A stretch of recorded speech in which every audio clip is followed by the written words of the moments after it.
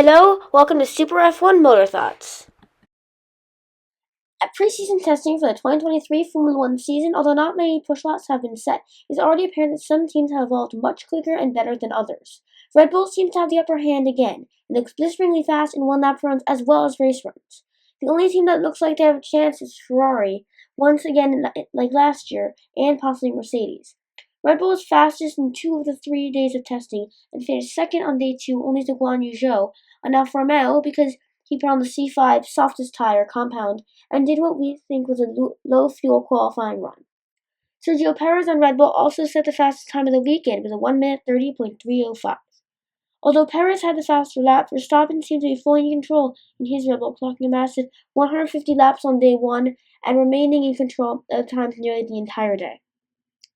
Unfortunately, we do not know the fuel loads of the cars, and there were very few push laps in all of testing, most of which the drivers either entered the pits at the end of and were on slower tire compounds.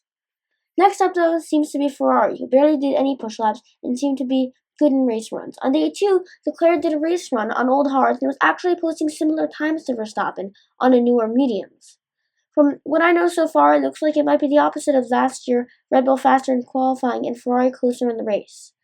Although failing to top the timesheets at the end of any day in testing, the prancing horses were 1 and 2 for most of day 3 until the very end. Charles Leclerc was also implied in an interview that he is very happy with the car, that the Scuderia may not have been showing everything that they have.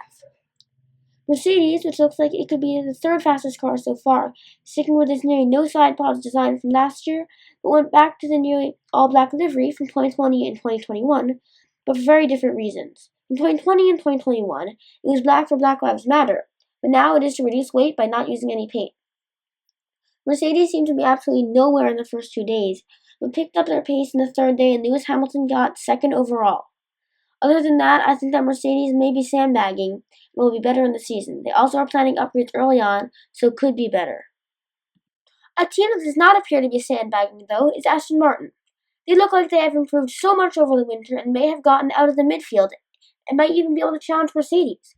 Although Lance Stroll has a mysterious injury and was not able to compete in testing, his teammate Fernando Alonso is pumping out tons and tons of laps and got the second fastest lap on day 1 and third fastest on day 2. Aston Martin is acting very confident and optimistic about their chances for the season and can maybe even beat Mercedes. Next up is Alpine.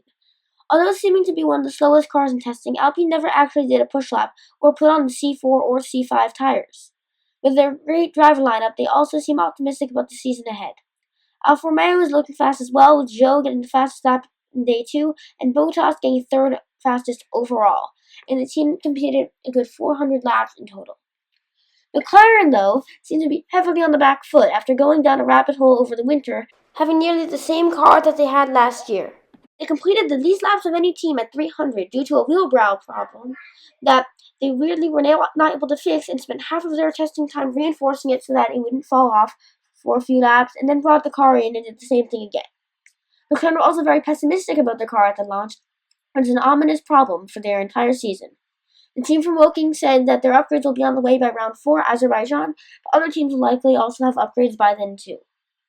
At the end of the midfield, it appears that there is Williams, Haas, and AlphaTauri, with neither team looking way behind. AlphaTauri and Williams clocked the most laps of anyone, with AlphaTauri looking to be ahead of other teams, with F2 and Formula E champion Nick De Vries having the 4th fastest time of all on day 2. It appears that Haas, with 2 drivers that thought that they were retired before joining the team, Magnussen and Hülkenberg, look to be 9th and Williams 10th. There are also new tire compounds for 2023, the C1 and a new wet. The new C1 is in between last year's C1 and C2, with last year's C1 now being called the C0. The new wet is supposed to be faster than last year's wet. Porpoising also has been heavily reduced, with barely any being shown in testing. Reliability has been great too, with only 2 failures, a hydraulic issue for Russell and an electronic issue on Drugovich, who is in for Stroll. Thanks for watching, and please remember to like and subscribe.